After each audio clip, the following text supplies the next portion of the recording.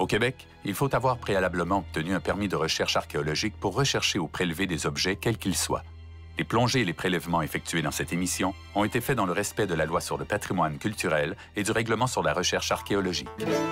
Aujourd'hui, à Secret des profondeurs. Ah ben qu'est-ce que c'est ici? Hey, c'est clair! Attends, ça! C'est pas elle que tu veux? Il y en a partout. Moi, je pense qu'il y a plusieurs bateaux qui ont été volontairement coulés dans on va aller sonder. les secteurs où on va aller sonder. On s'attendait à en trouver, mais pas autant que ça. Ça aurait quand même 240 pieds de long, cette ouais. épave-là. Oh, c'est une des plus grosses là, dans le coin. C'est un reporter au bois, ça c'est certain. Ouais? On est dessus. Regarde, elle est coupée. Et là, moi, je vois de quoi qui est intéressant. Là. Écoute, j'ai jamais vu autant d'épaves dans un foie donné, là. Mais c'est fou, là.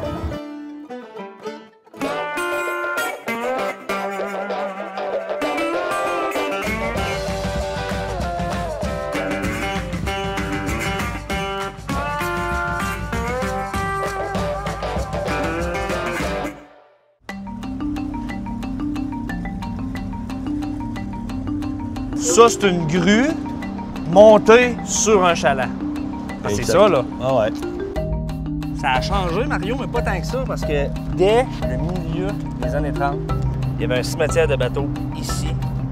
C'était un cimetière de bateaux qui abritait à peu près une centaine d'embarcations hors du sable. Ah, ben en surface. En surface. Un peu comme La barge où on se aujourd'hui. trouve en ce moment. OK. OK? Il y avait différents types d'embarcations. Grue à vapeur montée Ouais. sur un chaland. Drague, remorqueur, bateau de passagers. Puis ces épaves-là, ben, ils agonisaient. Là. Ouais. Vraiment dans l'attente de connaître leur sort définitif.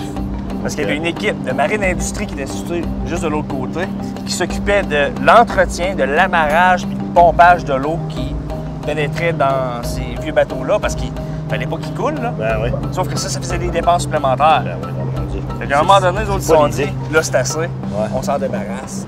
Fait que moi, je pense qu'il y a plusieurs bateaux qui ont séjourné ici au cimetière du bateau de Sorel, qui ont été volontairement coulés Où on va aller sonder. les secteurs où on va aller sonder. Sans aussi, bien sûr, bloquer la voie quand même. Tout à fait. C'est ça, il y a tellement d'îles.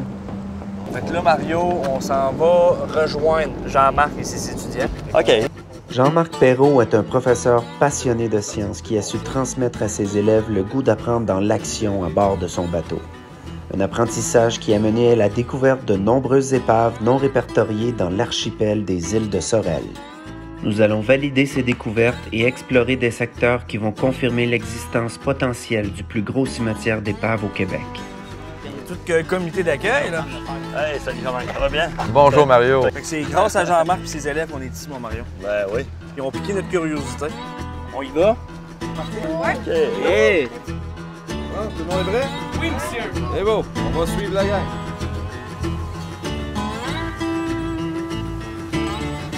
Étant donné que le niveau de l'eau est trop bas à certains endroits, nous devons faire un détour et contourner l'île aux Ours pour ensuite se diriger dans une zone où il y aurait une concentration d'épaves entre l'île Madame et l'île Ronde.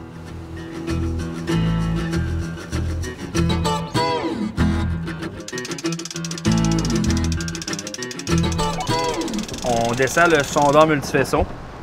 Puis après ça, ben, on part en direction des premières étapes. Bien reçu. Si tu gardes ça exactement sur la ligne là, Ce qu'on va faire aujourd'hui, c'est qu'on va toutes les cartographier. Parce que tu vois comme moi la visibilité, là, quand tu vas plonger, là, ça sera pas extraordinaire. Non, on peut pas faire de recherche sous l'eau avec cette C'est pour ça que les visibilité-là. images acoustiques vont d'une importance capitale. Ouais, parce que là, on va pouvoir les mesurer. Ouais. Moi, j'ai des candidats. Je vais peut-être être capable de les associer Ouais. aux épaves. Le Cliffside, ça, c'est son dossier d'immatriculation qui a été fermé en 1940. Le bateau a été partiellement démantelé et le reste de l'épave a été coulé. Il y a des morceaux de bois. Il y avait à il y a des l'extérieur, choses. là. On va aller voir, là. Moi, j'ai entendu dire que le Varenne, à une certaine époque, les gens le voyaient. OK. Là, on a une preuve que séjournait, lui, dans le cimetière de bateau. Ouais, ouais. Le capitaine J.D. Weir, il avait le pouvoir de désigner un endroit où couler des bateaux. Ouais. Là, j'en ai une carte marine de 1942. Sunken Rex, épave coulée. Ouais. Je pense que ça veut tout dire. Ouais. Mais il y a vraiment un bateau en particulier, un remorqueur, qui s'appelait le Fred Martin. Fait que si on trouve celui-là en particulier, on va avoir trouvé l'endroit qui a été désigné à l'époque. Parce que lui, Ça, c'est il a été coulé à cet endroit-là. Là, on a des documents officiels. Là.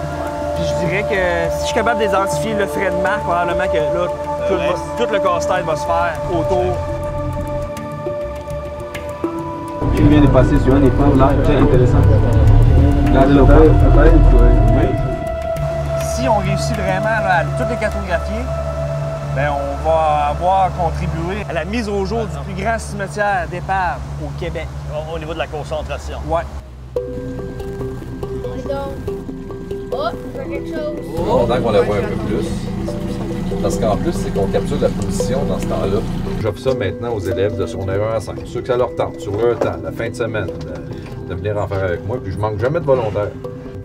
Quand on a envoyé les documents au ministère de la Culture, ce qu'on appelle des découvertes archéologiques fortuites, parce qu'on n'est pas des archéologues certifiés, c'est les noms des élèves que j'ai marqués, toute l'équipe, comme découvreurs. Fait que quand on en trouve une nouvelle, c'est ceux qui sont à bord du bateau qu'on inscrit dans le formulaire. Fait ils font partie maintenant de l'histoire. Si c'est vraiment ça, ça veut dire qu'on va en avoir trouvé une aujourd'hui. Oh yes! Ça va être nous autres. On se dépêche avant qu'il passe, celui-là. Tu veux juste une ligne sur les 3 épreuves en même temps? Ou tu veux juste qu'on répète les lignes? Là, on fait laquelle? On fait la 21 en premier? Oui, on fait la 21 en premier. L'autre là, Il y en a un autre là? oui. Yo? Oui. Ça. Ah, t'as perdu, ouais. T'en as deux à côté de l'autre là. OK. Ouais. Ça ressemble à des barges. Ça ressemble à des barges, là. Une plus grande que l'autre. Ouais.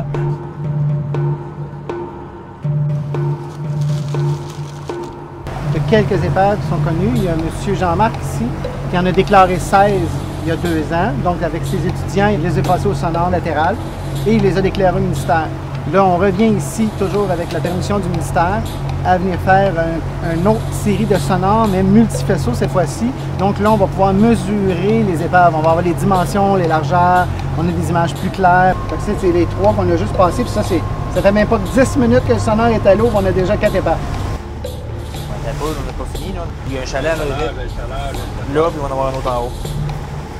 Il y a d'autres choses, là. Oublie le croquis, Eric, là. On s'attendait à en trouver, mais pas autant que ça.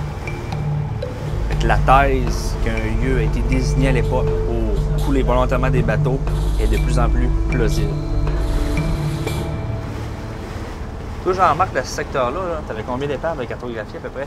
Une bonne dizaine. Quelle épave que tu me conseillerais de plonger, pas trop de courant? Pas Ils ont trop... toutes du courant, mais Ouais. celle qui aurait la meilleure visibilité, même si c'est pas écœurante, ça serait celle qui est proche Ici, d'ici, là? Ouais. Je pense que juste genre à 10 pieds de creux. OK. Ça, c'est intéressant. Est-ce que c'est le remorqueur Fred Marc, peut-être? Si c'est lui, bien là, on confirme qu'effectivement, ce site-là était désigné pour couler volontairement des bateaux. Fait que ta première mission, ça serait d'aller voir la petite embarcation qui repose près des 2 barges. OK. Bon, on pourrait peut-être aller voir ça. Ouais.